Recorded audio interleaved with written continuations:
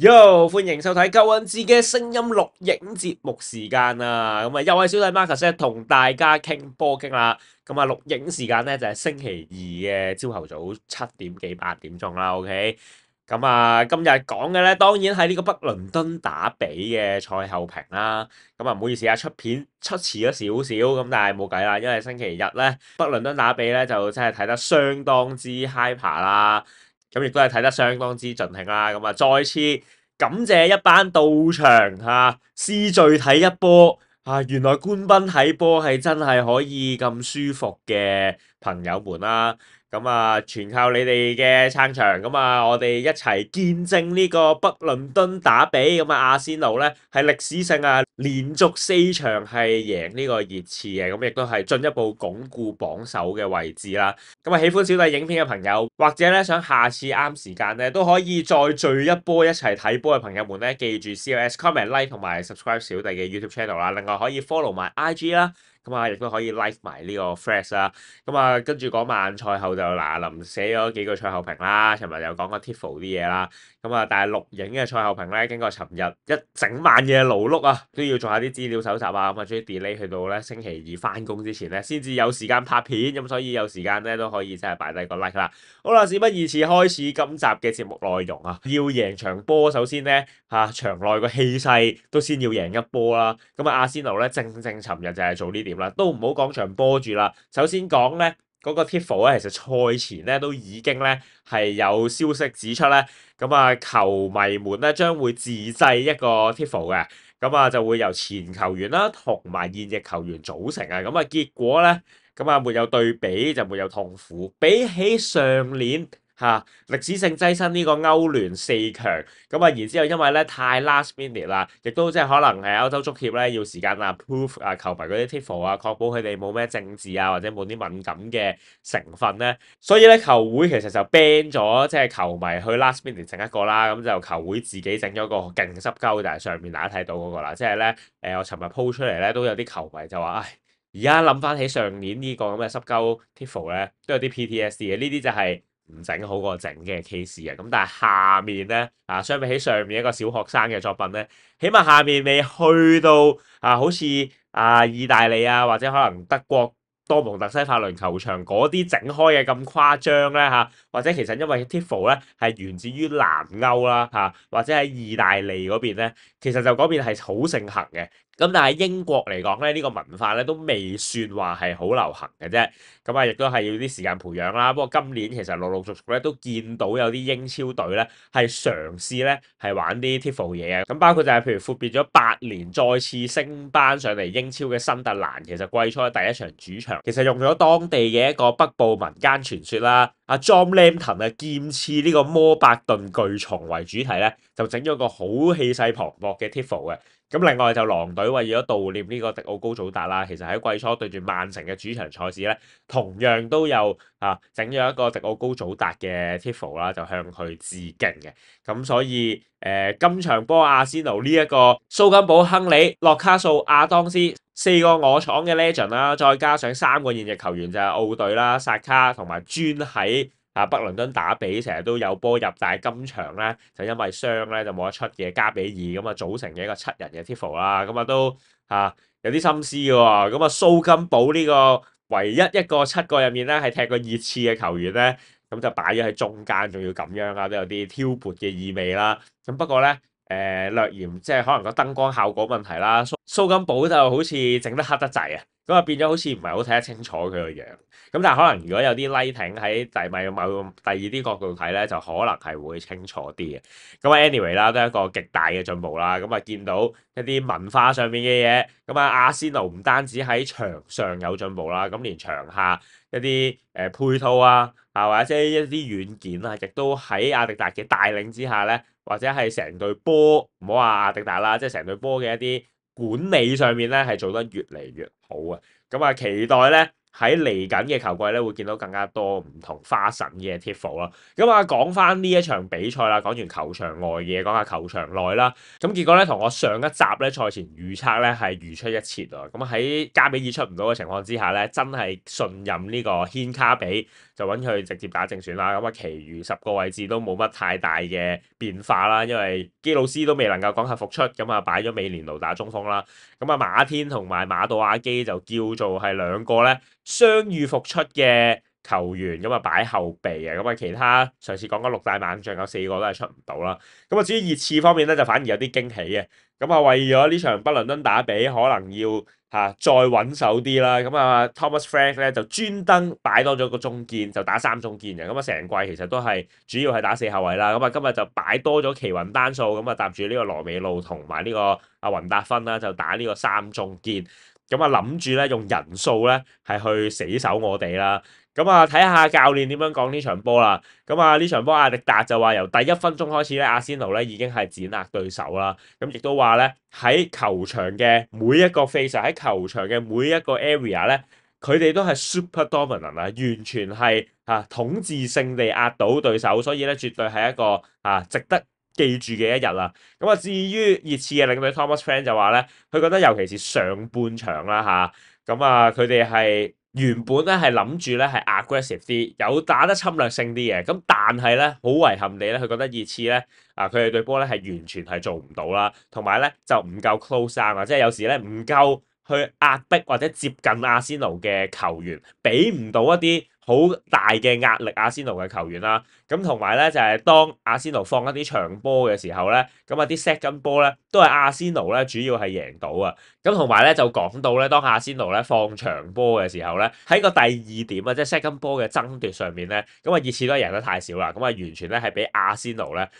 好多機會贏到 second，然之後咧就製造到一啲嘅攻勢啦。咁啊睇翻咧熱刺今場波打3中堅，最後得出嚟嘅結果咧都係好慘淡嘅。其實大家如果有啲印象咧，會記得早2-3場熱刺對過車路士，另外一場倫敦打比咧，成場波同樣都係基本上係零攻勢，咁啊完全係俾車路士係屌打。咁嗰場波咧只係得0.1個 XG，咁啊今場咧結果咧係再慘淡啲嘅，咁啊得0.07個 XG 嘅啫。咁啊如果睇翻成場波嘅一啲統計，得3個射門啦咁啊講緊喺15-16開始，咁啊392場英超嘅比賽入面咧，今場波咧係尾3最差，得3次嘅射門。咁而成場波喺阿仙奴嘅禁區嘅足球次數咧，只有可憐嘅4次。咁啊熱刺雖然係有波入啦，咁但係個波大家都只係一個天外飛仙，李察李神健樂通球王嘅神來之筆 ，OK。咁啊個波啊30多碼，咁個波都調翻轉，亦都係英超今屆第3距離最遠嘅入波啦，好似36點幾碼咁樣。咁啊見到呢啲關於進攻嘅數據咧，咁啊基本上都係15-16以嚟咧，咁啊墊底嗰10場波最差噶啦。咁啊所以都唔少球迷熱刺嘅球迷咧就質疑呢個 Thomas Frank 嘅戰術係咪太過保守咧？咁啊其實可以睇下熱刺嘅逼搶咧，其實都幾保守啊，甚至乎保守到咧場下嘅領隊同埋助教其實係唔同意，或者係覺得啲球員係唔知點解咁 passive 嘅。咁啊例如見到呢個位咧，其實就影到咧 Thomas Frank 同埋佢嘅助教咧係想叫烏道子咧呢個打左閘嘅球員咧出翻嚟對住薩卡，同埋條線就唔好褪得太後嘅。咁啊所以你見到兩個同樣喺嗰邊咧係指手畫腳緊嘅。咁另外咧呢度就係當阿仙奴喺後場攞翻個波龍門球嘅時候，其實熱刺係有條件係可以逼上啲，因為當時見到熱刺都有6個嘅球員啦。咁啊，而阿仙奴亦都有5個exactly 差唔多數目嘅球員咧，就喺後場諗住去做個 build up 嘅。咁但係咧呢度你就見到咧熱刺嘅球員完全咧係冇上前逼搶嘅意欲咧，係翻晒後，係見成個人係擰咗去後面啊，係冇理到阿仙奴嘅 build up，好似係你嚟啦，你嚟啦，我慢慢翻去守啦。咁所以咧 Thomas Frank 咧係即刻大嗌，係即刻鬧對波啊！咁啊，跟住先至咧，施斯然咧有幾個球員就慢慢埋去拍啦。但係你見到其實阿仙奴都係好鬆肉啦。咁啊，亦都見到就係烏道子咧就處於一個好尷尬嘅位置。咁啊，如果你講今場比賽啦，當然主角就一定係連中3元嘅艾斯，即係冇乜嘢比起呢個咁童話式嘅劇本係更美妙啦。就係一個原本加盟熱刺嘅球員，然之後俾我哋截胡，然之後喺第一場佢北倫敦打比嘅地標入面連中3元，真係寫都未必寫得出咁美好、咁諷刺嘅劇本。咁但係呢場波其實就除咗可以吹奏呢個艾斯以外啦，其實都有幾個位咧或者一啲嘅戰術咧，係令到阿仙奴呢場波係贏嘅。當中我會話艾斯以外咧係有3個嘅無名英雄啊。咁先講第一個無名英雄，今場波可能會比較少即場你睇完之後哇覺得佢話話聲或者想讚佢，但係喺個戰術上面其實幫到阿仙奴今場贏波，或者係幫到打破熱刺比較 low block 嘅防守。咁首先就係美連奴作為一個偽9號，佢喺比賽入面嘅戰術走位啦，係點樣可以令到熱刺嘅後防係陷於一個比較尷尬？原來冇人 mark 嘅喎講翻美連奴今場波，其實咧名義上係打一個中鋒啦，但係如果睇翻 FH position 咧，薩卡同埋托沙兩邊咧，其實兩翼咧係仲上過佢嘅嗰個 FH position 個位置。咁相反咧，就美連奴咧，其實就係經常咧係會 drop off 落嚟嘅。咁亦都似乎阿仙奴吸取咗上年咧有場贏，即係作客打和1-1曼聯嘅比賽咧。嗰場波其實美連奴咧就成日都去到好前嘅，咁但係佢咧對住幾個曼聯嘅高大中堅咧，其實就冇乜full fit，咁亦都係打一個真係好似9號咁嘅角色咧，其實佢係冇乜着數，因為佢係轉身又慢啦，咁佢得住對方攞波，咁但係佢其實腳下功夫又唔算係太出色，至少比起夏域斯或者係今年基魯斯呢啲咁有衝刺力嘅球員，其實如果佢真係要打翻個9號位嘅角色咧，咁美連奴係棘棘地嘅。咁既然係咁咧，美連奴就索性咧就 drop 啲打一個偽9號咧。咁佢負責嘅功能咧，就係引對方幾個中堅咧係移出嚟 mark 佢，然之後咧就製造啲空間咧，俾兩翼甚至乎係兩個閘位咧，係喺隔離有位咧係可以攝入去嘅。譬如呢個波啦，你就見到美連奴都翻到好後嘅位置啦，令到咧熱刺嘅中堅咧係要落到去我哋後半場嘅位置咧，係對住佢。咁然之後，美連奴其實有位咧就可以咧分俾下面鏡頭下方見到嘅薩卡仔咧，係去做一啲嘅邊路嘅突破。咁呢個就係美連奴今日嘅作用。其實而且咧係好成功嘅。咁同埋佢捉翻落嚟咧，亦都係可以咧做到鋪橋搭路嘅功夫啦。咁佢其實喺中場咧俾啲波咧，其實又唔算係太差。其實自從基魯斯傷咗之後咧，唔好睇小美連奴，佢就勝在咧就係個職業嘅態度係相當之良好啦。未必真係齊人嘅時候佢係打正選，咁但係咧當要佢嘅時候，佢往往能夠挺身而出嘅。上屆嘅季尾前鋒方頂上就發掘咗佢嘅入波能力，開發咗佢入波能力啦。今次基魯斯季初後期傷咗，喺呢幾場傷咗嘅賽事入面，其實美連奴咧不知不覺間已經係2個入波、2個助攻噶啦。佢嘅球商啦亦都係相當之嘅出色啦。亦都就係因為佢嘅drop back 啦、drop deep 啦，令到咧譬如懷斯能夠有機會 cut in 啦。第一個其實阿仙奴最大嘅 chance 就係開波2-3分鐘咧，其實艾斯已經係揾到一個位咧，係懷斯係可以攝上嚟，咁都要欣賞下呢個波美連奴喺無球或者係其實個波唔係在佢嘅情況之下，但係其實美連奴咧都有引到對方中堅要 mark 住佢啦，然之後先至有空間咧俾懷斯攝上嚟，其實都好講求呢個默契嘅配合嘅。即係如果冇咗美連奴喺呢個位喺度樣樣咧，其實懷斯係未必咁順利咧係可以攝到埋嚟嘅。咁同樣啦，比賽入面見到好多阿仙奴都話近呢幾場咧都見到一個生波上面，雖然唔好就話阿仙奴靠死球先至搞得掂啦，其實唔係喺 open play 方面，近呢幾場阿仙奴已經創造咗好多 XG，而嗰個策略就係好似我之前開 live 咁講啦就係一啲不斷球員突然之間咧跑入去一個diagonal run 又好，diagonal pass 又好啦，球員就攝入去禁區入面 half space 嘅位置，譬如蘇比文迪呢個波就係走入去禁區K 角位嘅附近啦。咁呢個波亦都係用一啲 through 波啦，就係阿仙奴今年亦都多咗呢啲直接過頭波嘅威脅。去製造一個射門嘅攻勢。咁呢個波就揾呢一個薩卡啦。咁但係呢個波就烏道子咧，其實就 cover 到嘅。咁但係起碼個波咧係一個好直接送咗入去禁區嘅威脅嚟嘅。咁亦都係美連奴再次展現俾喺 through 波嘅力量啦。一個好乖巧一攞，跟住一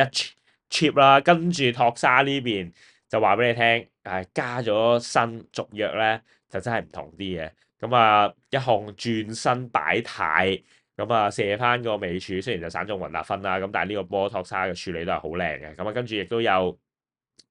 伊斯嘅入波啦，咁之後就係伊斯嘅天下啦，就係連中3元啊。咁艾斯呢3個波俾你見到啲咩咧？就係佢雙槍嘅好處，左右腳就係咁舒服，燙個波原來就係咁輕鬆。OK， 擺一擺唐太。用翻隻右腳咁就射爆你個下角，所以跟住成場波艾斯都已經係搶晒成場波嘅風頭啦。配合埋呢個 Tifo， 簡直就係一個完美嘅北倫敦之夜啊！咁其實睇翻艾斯嗰3個入波咧，都唔係話好容易，雖然其實熱刺個後防都有啲空虛啦。咁其實3個波原本嘅 XG 就係0.08、0.04同埋0.05嘅啫，結果就轉化咗3個入波。當然啦有啲爭議性，可能冇乜人咧，冇乜阿仙奴嘅人或者 KOL 佢會拎出嚟講嘅，但係我就專登拎出嚟講下啦。就係呢個第一個入波，艾斯寫得好靚嘅，人冧之中揾到個斯加路。有啲球迷就投訴，喂，係咪域卡里奧其實被阻擋視線咧？尤其是有阿仙奴嘅球員處於一個越位嘅位置。但係如果係呢個角度睇咧，其實域卡里奧就唔算係好直接地俾阿仙奴嘅球員阻到啦。同埋就今屆係真係唔 consistent 嘅喺呢個吹罰。譬如啱啱利物浦對森林，其實森林都有個球員越位，但係利物浦嘅失波其實都係照計數嘅，即係都係照計森林入波啦。但係調翻轉我都話啦，2個星期前嗰場利物浦對曼城，咁羅伯臣咁樣噏低咗，但係咧就吹罰咗啊。似乎會唔會就係個波嘅路徑有冇經過嗰個球員咧？經過越位嘅球員咧，都可能有機會咧係旁證或者係球證決定有冇越位嘅因素。而呢個波因為艾斯射嗰條線咧，其實就冇影響到，即係冇阿仙奴嘅球員係喺艾斯射波嗰條線上面咧係影響住嘅。域卡里奧其實亦都冇屌啦，域卡里奧即刻屌咧係屌佢自己啲隊友 ，OK， 佢唔係屌球證。2-0呢個波我諗半場前咁樣搞掂咧，亦都係好傷熱刺嘅士氣啦。當然再傷士氣啲就下半場出到嚟諗住重整旗鼓之際，結果30幾秒咧又再輸啦。艾斯喺18至25碼嘅一啲左右腳嘅處理咧，可以話係一個世界級嘅教學，好舒服㗎，即係佢唔係好大動作，細空間都可以俾佢咧係揞到個波啊！所以今日艾斯最佳球員就當之無愧啦。佢嘅入球慶祝亦都係可圈可點啦。呢個就疑似係咪就話哇好撚彩，冇加盟到熱刺啫。而呢個咧就唔知係咪串緊李察李神除唔除衫咧？除唔除衫？除衫出事啊！都係唔好除衫啦。似乎艾斯都跟到好貼喎。當然啦，有啲人就即刻就用艾斯嘅大爆發，或者好多人都即刻抽翻就講翻Thomas Frank 賽前就仲懶係牙刷講唔知邊個係艾斯啦。但係又要幫艾斯講翻，即係要幫 Thomas Frank 講翻句公道説話嘅。其實亦都唔好俾媒體帶風向啦。其實 Thomas Frank 如果有睇翻嗰個 full interview，其實佢只係一個英式嘅幽默啦。OK， 英式嘅幽默去講一個玩笑打趣地講Who is Ace？ 跟住之後就笑完2句之後，其實佢就話He's a very very good player in a team that we want to beat during the weekend 即係其實就跟住又讚艾斯一個好出色嘅球員。所以咧就唔好斷章取義，亦都唔好聽啲唔聽啲啦。同埋我覺得咁樣去真係好認真地去串翻Thomas Frank 咧，其實就唔係好公道。其實本身對方咧都只不過係叫做休。其實本身對方都只不過係休一個麥啫 ，OK， 冇需要咁計較啦嚇。艾斯呢場嘅連中3元亦都令佢喺今季咧累積6個入波同埋2個嘅助攻噶啦。當然艾斯就係今場嘅主角啦。頭先講咗一個低調嘅人物就係美連奴啦。另外2個想提一提咧，第一個就係英超地標正選上陣嘅軒卡比。咁啊，唔知點解咧？賽前我嗰條片出完之後咧，其實有啲球迷未必同意啦，或者係擔心就係軒卡比啊唔夠高啦，咁啊英超未必即刻適應到啦，咁同埋覺得摩斯基拉季初出到嚟嘅感覺係會俾人觀感上好啲，就反而對軒卡比咧唔係話太有信心嘅。咁但係我自己喺上一集嘅賽前預測都話，其實佢唔需要擔心啦，一個厄瓜多爾嘅國腳，咁啊利華古遜呢兩架踢得咁好，軒卡比係好重要嘅。雖然佢喺利華古遜好似打個左中堅，喺三中堅嘅體系之下打個左中堅，咁但係今場打翻個四人後防左中堅，其實你見到佢對住理查利神，我都話啦，對住理查利神佢係完全係冇蝕章嘅，亦都正正艾斯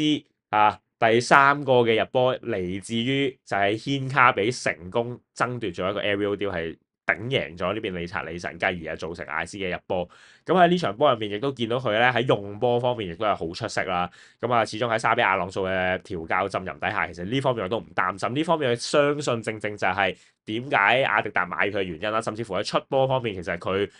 絕對唔會差過，甚至係好過基維奧啊。呢個波佢係直情買到嚟右邊幫手啊！你見到咁啊，幫隊友化解咗一個叫做熱刺咧喺中間嘅逼搶。咁佢亦都好成日見到懷斯有空位咧，佢係即刻順勢左腳撥俾懷斯，跟住其後咧，當自己嘅隊友蘇比文迪攞波之後咧，要現位咧，咁啊軒卡比亦都一個好 immediate 嘅 action 係即刻拉翻後少少，等蘇比啊可以俾到個波佢，然之後咧就再分翻上去空咗嘅卡拉費奧尼，咁所以成件事你見到軒卡比咧係無縫融入嘅。今場波話俾你聽，軒卡比第一次正選，其實你唔覺㗎，佢係好似已經係好適應隊波嘅體系。咁呢個就除咗即係教練團點樣去 integrate 一個球員之外，球員本身嘅球商啦，或者係佢自己喺場下打後備嘅時候點樣去睇住究竟我啲隊友係點樣走、點樣喐嘅咧，都係一個好重要嘅融入嘅一個元素嚟嘅。咁所以我自己覺得軒卡比今場波其實亦都係一個好低調但係其實係值得一讚嘅。以呢場打比大戰就叫做委以重任啦、臨危受命啦，其實佢嘅發揮係完全好好，即係有啲人會腳震㗎嘛，會劣㗎嘛，但係軒卡比明顯都係似啲大心臟式嘅球員。咁啊當然最後要讚咧就係軒公啦，咁啊軒公就不得了啦，即係自從加完人工咧係起到一個相當之明顯嘅激勵效果。咁啊今場波入波咧。第32場為阿仙奴入波嘅比賽咧，原來佢都有個類似同耶穌嘅數據喎，就係佢入親波嘅比賽咧，阿仙奴都係肯定係唔使輸，而且勝出率相當之高。咁阿迪達賽後又專登亦都讚佢啦，就話其實托沙咧係唔會走噶，從來都唔會走噶。喺暑假我亦都係明確表達咗托沙咧一定要留隊，佢亦都知道好清楚托沙呢個球員嘅性格或者佢嘅功能咧係可以為阿仙奴咧係製造到一啲嘅不同啊！咁啊，托沙亦都係用表現去回報教練加佢人工，或者教練團隊加佢人工，同埋今季係俾佢打正選嘅一個信任啦。咁啊，埋單計數咧，計埋今場嘅入波咧，已經係10個 GA 啦，第一個到雙位數 GA 嘅球員啦，今屆咁啊，比起懷斯、艾斯啦、薩卡同埋約基利斯咧係仲要多嘅。咁啊，托沙賽後亦都就都唔話操一操熱刺嘅，即係好有信心啦。即係佢托沙有咁嘅球員啊，即係我都幾中意托沙呢個性格，就係佢係好中意贏啦，唔中意輸啦。對於而家阿仙奴嚟講，其實都需要呢啲咁樣嘅性格嘅球員就話熱刺就係熱刺啦不過我哋今屆已經好識打5人後防嘅，咁所以我哋其實有條件係再入多啲波添嘅直情。咁希望托沙繼續keep 住呢份信心啦，同埋佢其實踢波咧就都幾慳水慳力同埋幾醒目嘅，即係佢唔係同你下下都係鳩爆嗰種啦，但係佢箍個波其實好穩陣啊，同埋佢同卡拉費奧尼嗰個配合係真係做得幾好啦，同埋佢啲波有時回翻入嚟中間啦個尺寸咧都係恰到好處嘅，即係今場波艾斯甚至美連奴有時同佢做啲嘅配合咧，其實 feel 到咧托沙同佢嘅默契咧係幾好啊，咁所以我覺得托沙今場都係一個韌生嘅 hero 啊，第一個波其實正正係佢入啦，打破缺口其實好重要喺場北倫敦打比，因為頭30零分鐘其實都阿仙奴係有少少老鼠拉龜，雖然係有2-3個攻勢做到，但係跟住咧係有啲沉寂嘅，咁 until 就係托沙呢個波攝入嚟嘅時間相當之好，咁托沙亦都係完美演繹咗一個類似 inside forward 咁樣嘅角色，佢就唔係一個純 winger 嚟嘅，就係一個 inside forward。咁相當之好啦，咁隨住馬杜亞基、馬天嘅復出咧，咁左邊亦都可以有越嚟越多唔同嘅變化。咁啊，今日亦都阿仙奴要讚嘅一個位就係北倫敦打比向來係個氣氛好熾熱啦，有時場上都會有啲火藥味啦，有時可能阿仙奴唔係好識 control，咁就會個火氣咧用得唔係咁好，影響咗場波或者影響咗佢哋自己，打亂咗自己個部署或者 momentum 啦。但係今場咧個火 keep 到啦，即係有幾下嘅爭奪，大家可能有啲過火啊，甚至乎熱刺都有幾下幾辣嘅攔截啊、拍牽下啊等等。咁但係其實阿仙奴嘅球員都控制到情緒，調翻轉咧，阿仙奴嘅球員都唔會 back down 啦，或者係空翻嚟轉頭啦。比賽尾段咧，even去到比賽尾段咧，嗰團火都仲喺度咧，係我覺得讚嘅。80幾分鐘咁啊，後備入替碌碌無為嘅沙維西蒙斯上一個突破啦，咁啊勁 soft 跌低咗，咁啊懷斯咧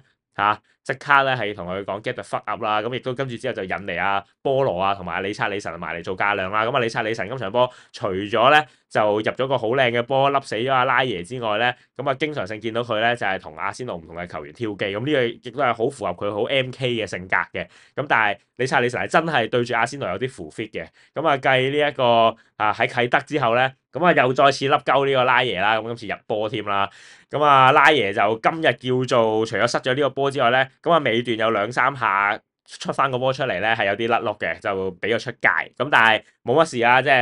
係有少少唔完美，咁但係唔影響呢場北倫敦打比咁淋漓盡致嘅贏波。亦都最重要就係贏完呢場之後咧，就拉開咗榜首優勢去到6分咧，係相當之重要啊！咁啊嚟緊有啲 cushion 位啦，2場大戰，咁啊聽晚就對住拜仁，睇下會唔會有啲輪換啊？因為今場可能值得一講嘅地方咧，就係呢場波其實就阿仙奴咧，個換人方面啊，達 Sir 都比較遲嘅，即係 Even 一早已經可能拉開3-1，雖然俾人追翻一球啦，咁但係其實都有條件空間換，咁但係達 Sir 就去到70零分鐘先至換馬到亞基入嚟，咁啊及後80幾分鐘先至收起軒卡比換摩斯基拉啦，咁同埋換汪拿利入嚟啦，跟住之後亦都史基利亦都係叫做喺補時階段先至入嚟嘅，咁上陣嘅時間唔算太多，咁睇下會唔會意味住嚟緊對住拜仁咧，會有2-3個位置上面會有啲輪換嘅空間咧，尤其是歐聯嘅殺手馬天有冇機會係復出打下正選咧？咁而左邊方面卡拉費奧利會唔會休息一下？咁啊俾史基利出咧？因為老實講，拜仁呢場波雖然係大戰，但係其實兩邊頭4場都贏晒。你話呢場波失分和波或者甚至乎輸波係咪世界末日咧？其實就唔係嘅，反而你話如果留翻少少力，週末作下車仔咧，如果一鼓作氣再攞3分咧，喺一場6分波嘅榜首大戰之下，再拋開到對手多啲咧，我會形容對車仔嘅比賽係重要過對拜仁嘅。咁啊睇下迪達點部署啦，咁啊亦都睇下小弟點部署啦，睇下聽晚會唔會同大家嚟個歐聯夜繽紛個機會係高嘅，咁啊早啲瞓覺啦 ，OK，咁啊趁呢2日休息多少少啦。好啦，咁啊，今場嘅賽後評啦，嚟到呢度啦，咁啊唔算太長，咁亦都唔算話超級深入啦，咁但係想講嘅重點應該都 cover 晒啦。咁啊，再次多謝大家收睇，咁啊喜歡小弟影片嘅朋友，最後記住 CLS comment like 同埋 subscribe，咁我哋如無意外就歐聯夜繽紛對住拜仁嘅聲音直播，再見啦，拜拜。